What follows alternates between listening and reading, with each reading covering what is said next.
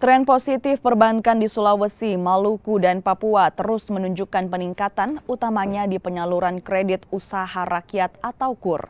Hingga bulan Desember 2022, KUR oleh perbankan mencapai 17,60 triliun. Jumlah ini naik 1 triliun dari target realisasi KUR tahun 2022 yang hanya 16,67 triliun. Menariknya, dari total 17,60 triliun rupiah ini, 60% kredit disalurkan ke pelaku usaha unggulan seperti sektor pertanian. Meski begitu, penyaluran KUR pada sektor perikanan masih cukup rendah.